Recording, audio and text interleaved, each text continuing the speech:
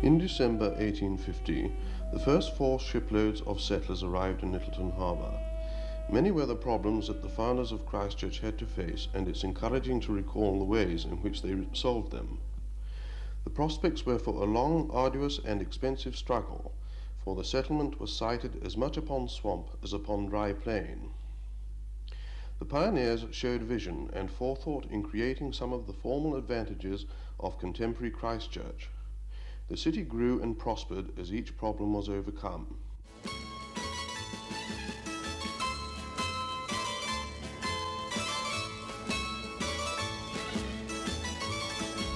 Now, some 100 years later, a new plan is being designed to permit the continuation, indeed expansion, of 100 years of growth.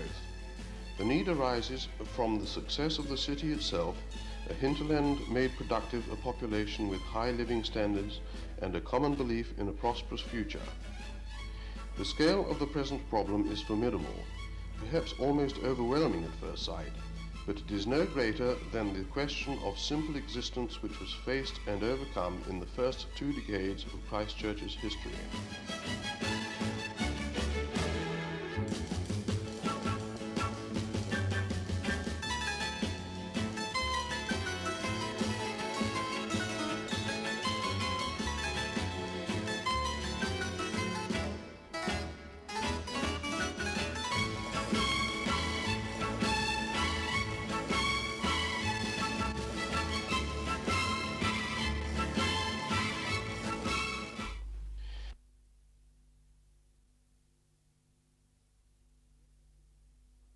Today, the citizens of Christchurch must face the rapid development of traffic congestion within their city, and if the city is to flourish, they must expedite a solution.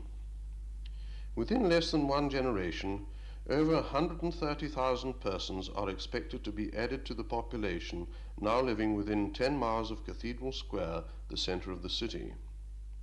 The growth of 60% in population will require the provision of homes, schools, workplaces, public and recreational facilities over an enlarged urban area.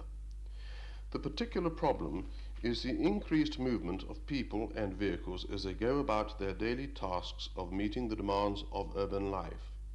Ease and rapidity of movement are vital to a modern city. To discuss this transportation problem requires an understanding of the nature of its causes. It is important to know why people travel, how many travel, by what modes, along which routes, and at what time.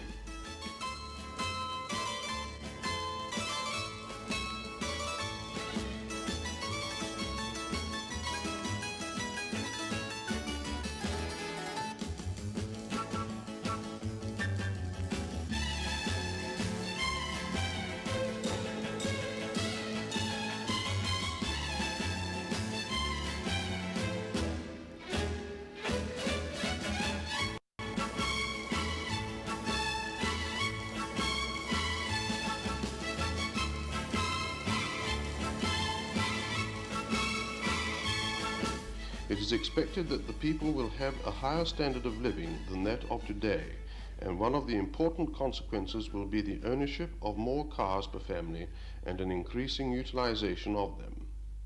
The number of cars and trade vehicles in 1980 is estimated to increase by over 130%. The doubling of traffic in the central area of the city creates a demand for additional parking. Parking is already a pressing problem and has led to the construction of several parking buildings, and many more will be required.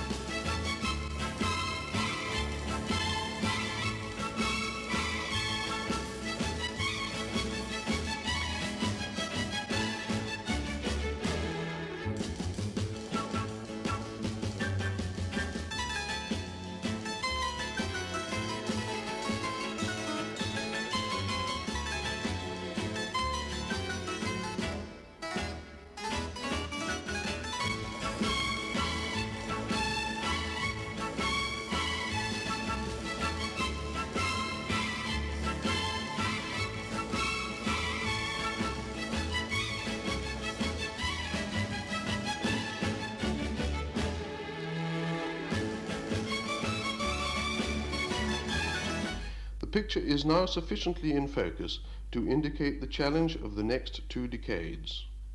The conclusion of the investigations, of the surveys, analysis and prediction of Christchurch traffic is that the present stress system will require substantial modifications to meet the demands of the volume of traffic forecast for 1980. The transportation plan includes reducing the outline network to a geometrical design, determining the types of roads, preparing a study of access and parking.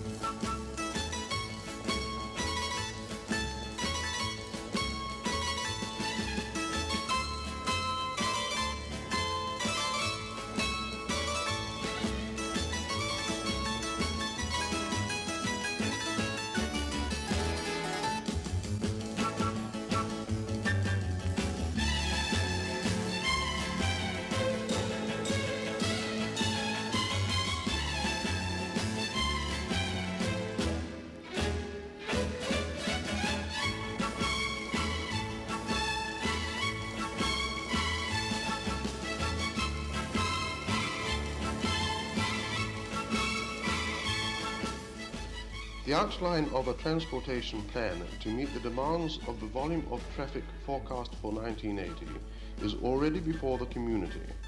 The challenge is the effective implementing of a transportation network that will serve the mounting need for travel.